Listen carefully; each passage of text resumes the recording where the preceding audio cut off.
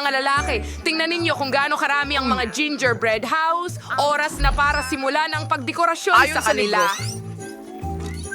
Puso. Hindi. Kami na lang ang gagawa nito.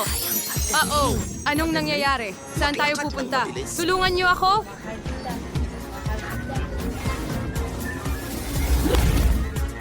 Nasaan ang tasa ko? Gusto ko ng kakao. Ano ang gusto mo? Gusto mo bang tugmaan ko ang ilong mo? Gumamit ng pulbos? Tama yon.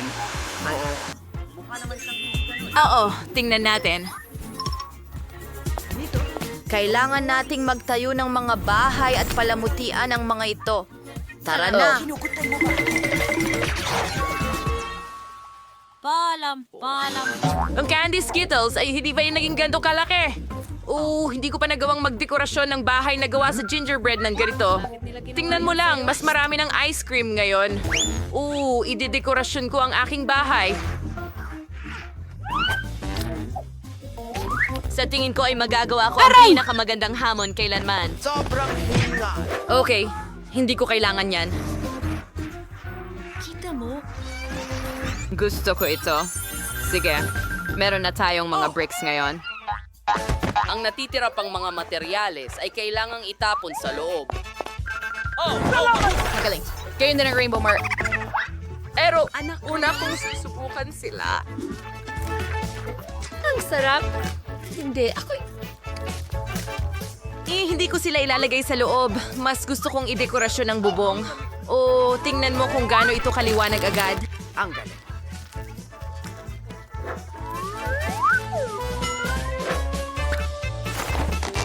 At para hindi tangay ng hangin ang mga marmalade na ito, gagamitin ko ang Skittles. Ang liwanag din nila. Tingnan mo yan.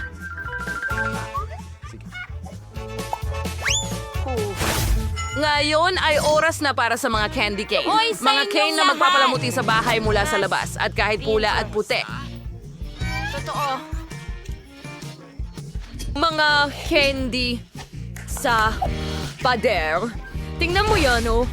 Ang liwanag-liwanag din, napakaganda. Pero hindi lang iyon.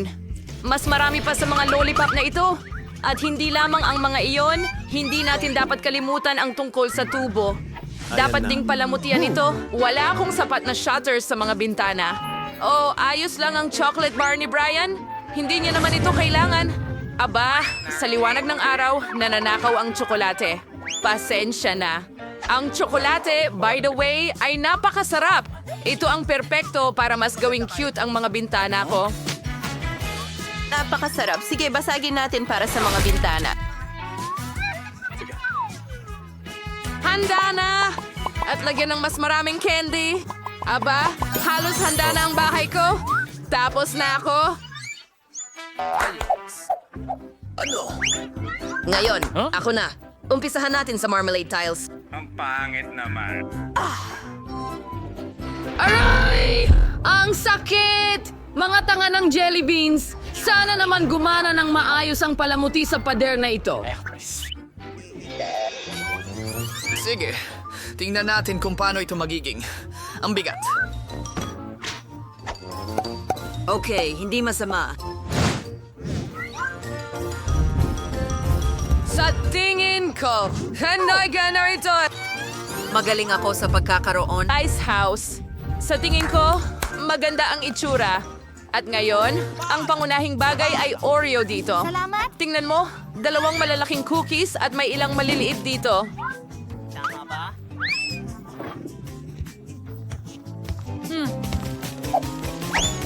Ganyan lang. Tignan mo ang ngiting ito. Hindi lang yon. Kailangan ko ng ilong. Para magawa ito, kailangan kong ilabas ang mga buto ng karot. Ginawa ko ito.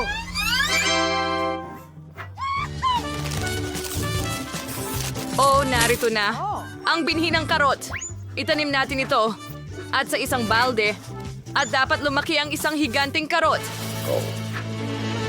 Okay, perfecto. Kailangan ko ngayon ng tubig. Narito ang karot. Perfecto! Kailangan ko itong hilahin ngayon. Paano ko gagawin yon? Ang hirap gawin yan. Ryan! Halika dito. Kailangan ko ng tulong mo. Pwede mo ba akong tulungan alisin itong karot? Hindi, mahirap naman talaga. Isali na rin natin si Phoebe. Tara na! Dito! Tulungan mo kaming hilahin! Sige! Yay! Nagawa natin. Maraming salamat.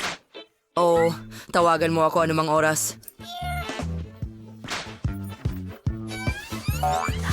Ang berdeng buntot ay hindi kailangan. Alisin natin ito. At narito ang mismong karot. Tingnan mo ang aking snow mat. At ngayon sa bubong, magkakaroon ako ng malaking sombrero. Napakabigat din nito. Mag-ingat. Oo?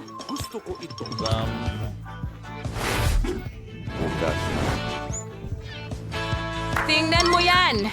Mukhang perpekto, di ba? Okay, Brian, ikaw naman ngayon? Ano? Alam mo. Sa bahay ko, ibibigay Sino namin. Ibabalot ko ito sa papel. Magmumukhang totoong regalo. Astig, di ba? Well, hindi lang yon. Hindi makakasama ang isang maliit na Christmas tree garland. Maglalagay ako ng mga lobo ng Pasko dito. Sa ganitong paraan, magiging mas masaya ang aking bahay.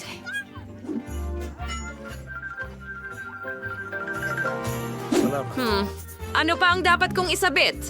Oo nga. Oo, mga bola. Astig. Sige. Ano pa ang meron ako dito? Flashlights? Well, magiging talagang magiliw din sila. Sa palagay ko, mas maganda ang bahay ko kaysa sa'yo. Ano ang gagawin natin susunod? Ang libro, sabihin mo sa akin. Oo, panahon na para magdekorasyon ng mga bakuran. Madali lang iyon. Unang-una, magdadala ako ng sleigh na may mga regalo. Kukuhanin ko ang bubble gum. Gamitin ito para gumawa ng maraming artificial na niyebe. Ano yan?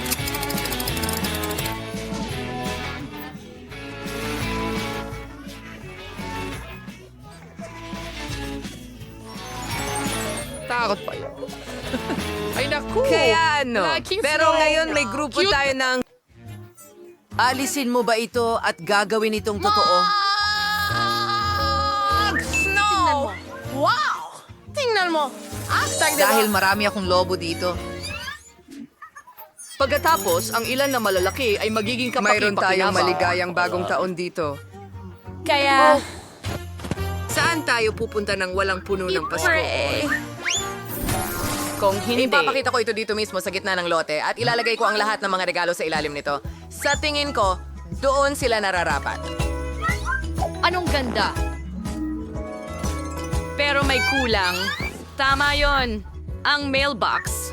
Kulay pula din ito at nakabalot ng garland ng Christmas tree. Maglalagay ako ng sulat para kay Santa dito.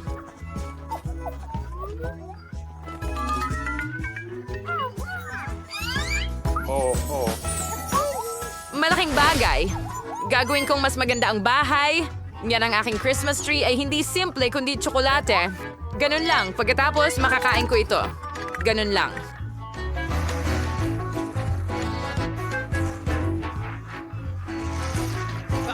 Napakaganda. Well, hindi ko ito palalamutian ng laruan. Palalamutian ko ito ng mga gingerbread cookies. Boys, pwede ko kayong papakin pero siguraduhin may matitira para sa akin para sa puno ng Pasko. Ayan na, at ang mga regalo ko ay nakakain din. Pero, hindi lang iyon. Kukuha ako ng ilang pandikit na candy at mukhang mga selyo ito dito. Ilalagay ko ang isang baluktot na tsokolate sa kanila at magiging isang bangko ito.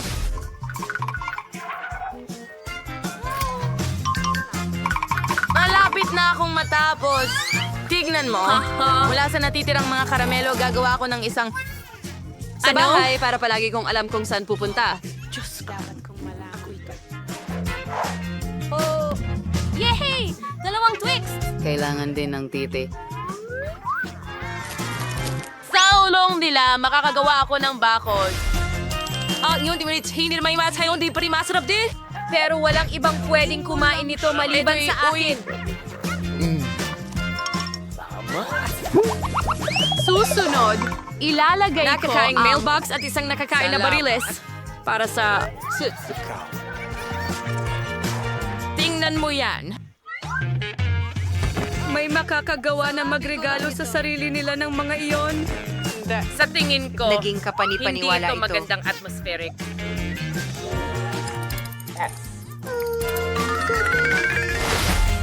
Yay, Dan! Ano pa ang hinihintay mo? Agad mo nang ayusin ang iyong bahay! Magdekorasyon. Oh, panahon na. Kailangan ko munang maghukay ng kaunti sa niebe. Kailangan ko itong gawin para maging yellow slide. Handa na ang liwanag na ito. Ngayon, igugulong ko na ito lahat sa niebe. Oh, ayan na! Hindi lang maganda ang teritoryo ko, kundi napakasaya rin. Ikaw. Isang slide ay malinaw na hindi sapat. Well, magkakaroon ako ng snowman dito din. Oh, shit. Okay, halos tapos na ako. Yay, 3 bola dito at ngayon gagawa ako ng nguso. Para mas kapani-paniwala, magdadagdag ako ng mga candy. At narito ang mga kamay at kailangan ko ng scarf at sombrero. Oh, tingnan mo yan.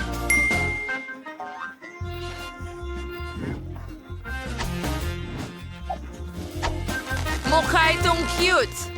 Pero hindi rin iyon sapat. Kailangan ko ng malaking tambak ng snow.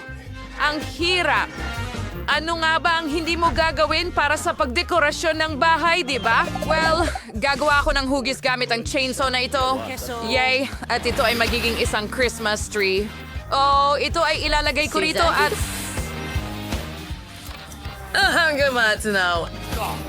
Oh, ang ganda. Napakabigat pala nito. Kailangan itong ilapit sa bahay at palamutian ng asul na nagliliyab na laso.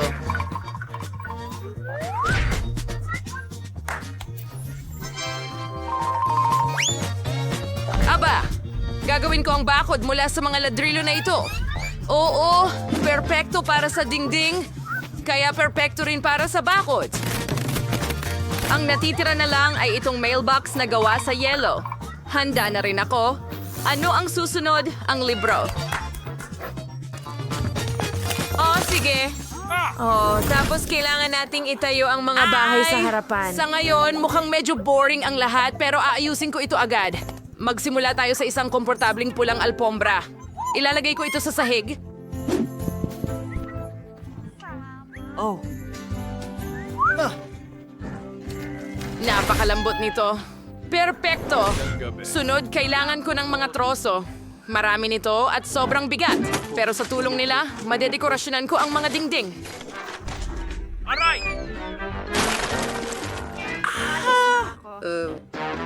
Ang kailangan ko lang gawin ay ipako ang mga piraso ng kahoy sa mga dingding. Madali lang ito. Kaya ko iyon gawin. Okay, tulong. Patpatin! Inakala kong mas malakas ako kaysa sa tunay. Ngayon, masakit ang daliri ko. Lahat ng ito dahil sa martilyong ito. Subukan ulit natin. Baka mas maging maayos sa pangalawang pagkakataon. Instead, I can swan it to skull cancel na lang tapusin ang natitirang mga pader. Kailangan din silang palamutian ng mga kandado. Ang galing! Nagiging maaliwalas ang bahay. Ngunit hindi pa yon ang lahat. Kailangan ko ng isang fireplace. Makukuha ko lang ito dito gamit ang lubid. Pero mukhang perpekto ito dito. Kasya ito sa sulok ng bahay ko. Ilalagay ko ang isang maliit na parke ng aliwan dito. Tingnan mo, gumagalaw ito. Sa tingin ko magandang dekorasyon ito. Susunod, kailangang isabit ang mga botas sa lugar. Santa. Kaya tagyan natin itong mga regalo ang mga so. Kailangang lagyan ng dekorasyong tinsel ang mga dingding. Pero parang hindi pa rin tapos. Maganda ang isang misteryosong pambalot at isang paper bag ng regalo na may disenyo ng paniki sa pader. Tingnan mo yan! Ate, very vulgar yun. Palamuti. Para sa huling kasulitan, kulang na lang ang isang flashlight at syempre isang upuan. At saka, isang pares ng cracker ng knobs ay hindi rin makakasakit. Maring Lara Narils ng Ang Trinity. lagod marahil ating may nakakaaliw na bahagi ng kwartong ito. Sasakay ang tren. Panonoorin ko ito. Magaling.